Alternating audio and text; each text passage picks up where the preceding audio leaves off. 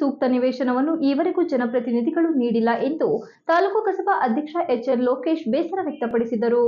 ಹಾಸನದಲ್ಲಿ 2 ದಿನಗಳ ಕಾಲ ನಡೆಯಲಿರುವ ಹಾಸನ ಸಾಹಿತ್ಯೋತ್ಸವ ಕಾರ್ಯಕ್ರಮಕ್ಕೆ ತಾಲೂಕಿನ ಜನತೆಯನ್ನು ಆಹ್ವಾನಿಸಿದ ಅವರು, ಹಾಸನಕ್ಕೆ ತೆರಳಲು ಸಾಹಿತ್ಯ ಅಭಿಮಾನಿಗಳಿಗೆ ಜನವರಿ 6ರ ಬೆಳಗ್ಗೆ 7:30ಕ್ಕೆ ವಾಹನ ವ್ಯವಸ್ಥೆ ಮಾಡಲಾಗಿದೆ. ವಾಹನದ ಬಗ್ಗೆ ಮುಂಚಿತವಾಗಿ ಹೆಸರು ನೋಂದಾಯಿಸಿಕೊಳ್ಳಬೇಕು. ತಾಲೂಕಿನ ಶಾಲಾ ಶಿಕ್ಷಕರಿಗೆ, ಉಪನ್ಯಾಸಕರಿಗೆ 2 ದಿನಗಳ ಕಾಲ ಭಾಗವಹಿಸಲು ODD ಸೌಲಭ್ಯ ಒದಗಿಸಲಾಗುವುದೆಂದರು. ತಾಲೂಕಿನಲ್ಲಿ ಜಿಲ್ಲಾ ಮಟ್ಟದ ಅಥವಾ ತಾಲೂಕು ಮಟ್ಟದ ಸಾಹಿತ್ಯ ಸಮ್ಮೇಳನ ನಡೆಸಲು ಚಿಂತನೆ ನಡೆಸಲಾಗಿದೆ. ರಾಜ್ಯ ಸಾಹಿತ್ಯ ಪರಿಷತ್ತು ವತಿಯಿಂದ ಜಿಲ್ಲಾ ಹಾಗೂ ತಾಲೂಕಿನ ಅಧ್ಯಕ್ಷರುಗಳಿಗೆ ಗುರುತಿನ ಪತ್ರ ನೀಡಿಕೆಯಾಗಿದೆ. ಪದಾಧಿಕಾರಿಗಳಿಗೂ ಗುರುತಿನ ಪತ್ರ ನೀಡುವಂತೆ ಮನವಿ ಸಲ್ಲಿಸಲಾಗಿದೆ.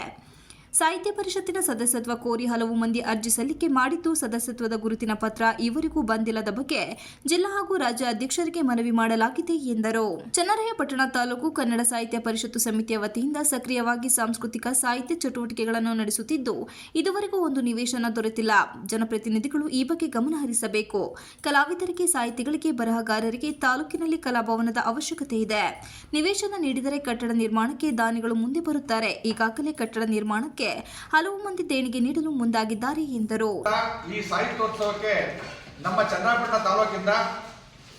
ತಾಲೂಕಿನ ಸಾಹಿತ್ಯ ಪರಿಷತ್ತಿನ ಆಜೀವ ಸದಸ್ಯರು ಮತ್ತು ಕನ್ನಡ ಪರ ಸಂಘಟನೆಯವರು, ಸಾಹಿತಿಗಳು, ಬರಹಗಾರರು, ರಂಗಭೂಮಿ ಕಲಾವಿದರು ಮತ್ತು ಸಮಸ್ತ ಕನ್ನಡಿಗರು, ಪತ್ರಕರ್ತರು ಸೇರಿದ್ದಾಗೆ ಶಿಕ್ಷಕರು ಮತ್ತೆಲ್ಲ ನೌಕರ ವೃಂದಕ್ಕೆ ನಾವು ಕರೆ ಕೊಡೋದ್ರ ಮೂಲಕ ಪ್ರತಿಯೊಬ್ಬರಿಗೂ ಕೂಡ ನಾವು ಆಹ್ವಾನ ಪತ್ರಿಕೆಯನ್ನು ತಲುಪಲಿಕ್ಕೆ ಸಾಧ್ಯ ಕಡಿಮೆ ಅವಧಿ ಇದ್ದುದರಿಂದ ದಯಮಾಡಿ ಎಲ್ಲ ನಾಡಿನ ಬಂಧುಗಳು ಇದೇ ಆಹ್ವಾನ ಪತ್ರಿಕೆ ಎಂದು ಭಾವಿಸಿ, ಅದರಲ್ಲೂ ವಿಶೇಷವಾಗಿ ಸಾಹಿತ್ಯ ಪರಿಷತ್ತಿನ ಜೀವಾಳ ಅಂದರೆ ಸಾಹಿತ್ಯ ಪರಿಷತ್ತಿನ ಆಜೀವ ಸದಸ್ಯರು ಮತ್ತು ಕಲಾವಿದರು ಮತ್ತು ಸಾಹಿತಿಗಳು ದಯಮಾಡಿ ಎಲ್ಲರೂ ಕೂಡ ಆತ್ಮೀಯವಾಗಿ, ವಿನಮ್ರವಾಗಿ ತಾಲೂಕು ಸಾಹಿತ್ಯ ಪರಿಷತ್ ತಮ್ಮನ್ನ ಅಲ್ಲಿಗೆ ಬರಬೇಕು ಅಂತ ಹೇಳಿ ಮನವಿ ಮಾಡ್ತೀವಿ ತಮಗೆಲ್ಲ.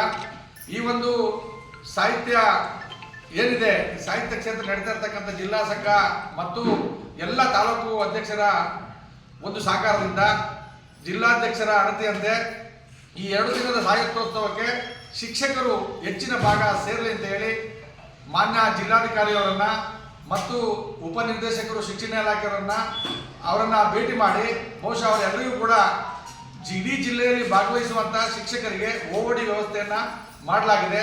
ಇದರಲ್ಲಿ ಗೊಂದಲ ಬೇಡ. ಸದಸ್ಯತ್ವ ನೋಂದಣಿಯನ್ನ ಇನ್ನೂ ನಾವು ಮಾಡ್ಕೊಂಡಿಲ್ಲ. ಬರೋದು ಹೇಗೆ ಅಂತಕ್ಕಂಥ ವಿಷಯ ಬೇಡ.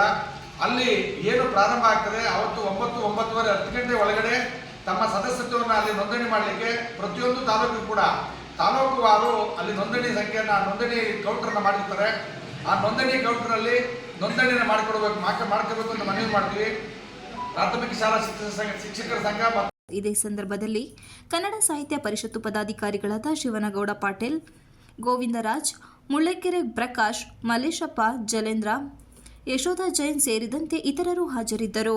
Manjunath, IK TV 46 Malenadu news, Channarayapatna.